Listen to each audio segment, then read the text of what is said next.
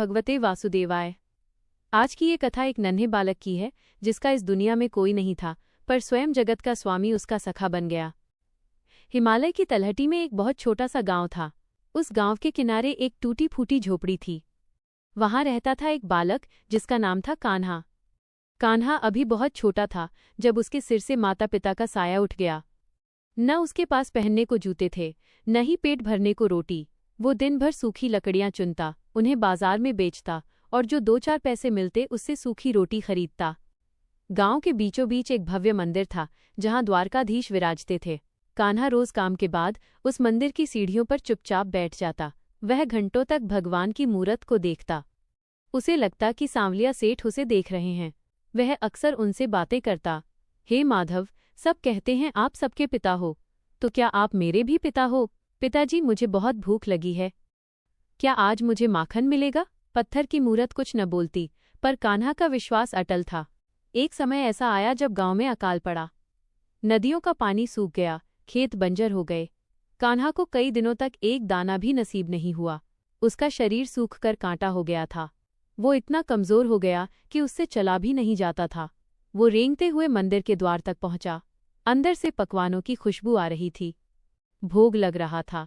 कान्हा ने पुजारी जी से हाथ जोड़कर विनती की, महाराज, बहुत भूख लगी है, थोड़ा सा प्रसाद दे दीजिए। पुजारी जी ने उसे देखा और नफरत से बोले, ए भिखारी, यहाँ से हट, मंदिर अशुद्ध कर देगा। पुजारी ने उसे धक्का दिया। कान्हा पत्थर से टकराया। उसकी आंखों में आंसू थे, पर उसने भगवान को नहीं कोसा। वो रोता हुआ मंदिर के पीछे के आंगन में एक पुराने पेड़ के नीचे गिर गया। रात बहुत काली थी, ठंडी हवाएं चल रही थीं। कान्हा ने आकाश को देखा और सिसकते हुए बोला, प्रभु, क्या मैं इतना बुरा हूं? सबका कोई न कोई है, पर मेरा तो आप भी नहीं। आज मुझे अपने पास बुला लो, मुझसे ये भूख अब नहीं सही जाती। वो अपनी आंखें बंद करने ही वाला था कि उसे नूपुरों की आवाज सुनाई दी। छम छम करते हुए कोई उसके पास आया।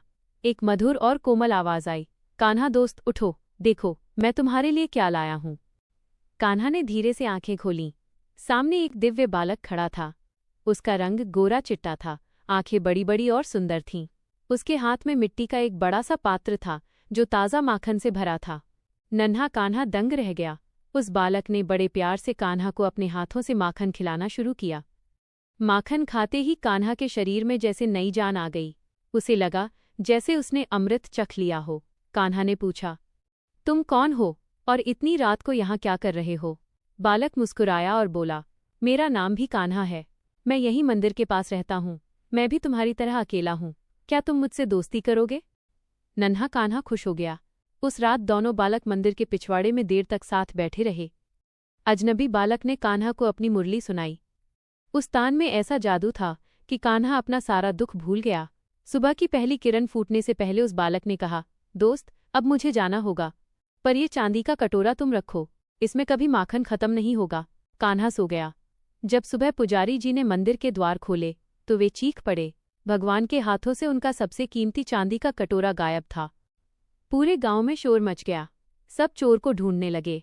तभी किसी ने देखा, मंदिर के पीछे पेड़ के नीचे नन्हा कान्हा सो रहा है और उसके सीने से लगा वही चांदी का कटोरा है। लोग लाठियां लेकर दौड़े। सब उसे चोर चोर कहने लगे।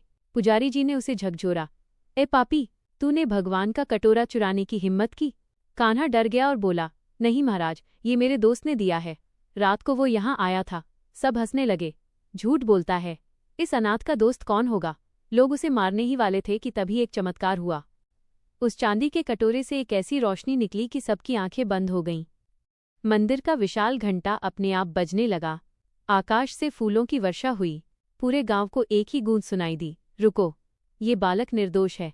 तुमने इसे ठुकराया, पर मैंने इसे अपनाया। जिसे पूरी दुनिया अनाथ कहती है, उसका साथ देने में स्वयं आया। पुजारी जी के हाथ से लाठी गिर गई। वे समझ गए कि वो अजनबी बालक कोई और नहीं, स्वयं द्वारकाधीश थे। पूरा गांव कान्हा के चरणों में गिर पड़ा। पुजारी जी की आंखों में आंसू थे। उन्होंने कान्हा को गोद में उठा लिया। वो कटोरा जो कभी खाली नहीं होता था, पूरे गांव के लिए वरदान बन गया। कान्हा अब अनाथ नहीं था, वह साक्षात भगवान का सखा था। उसने बड़ा होकर उस मंदिर की ऐसी सेवा की कि उसकी मिसाल आज भी दी जाती है। दोस्तों, यह कथा हमें सिखाती है, इंसान साथ छोड़ सकता है, पर ईश्वर कभी नहीं। तुम्हारी पुकार में अगर दम है तो वो वैकुंठ छोड़कर भी आएगा। विश्वास रखिए, आपका भी कोई नाथ है। दोस्तों, अनाथ कान्हा की ये कहानी आपको कैसी लगी? कमेंट में जय श्री कृष्णा जरूर लिखें। अगर ये वीडियो आपको अच्छा लगा तो इसे लाइक और शेयर करें। ऐसी ही और भक्ति गाथाओं के लिए हमारे चैनल को सब्सक्राइब करें। बेल आइकन दबाना न भूलें। मिलते हैं अगली कथा में। राधे राधे बतौन, जय श्री कृष्णा।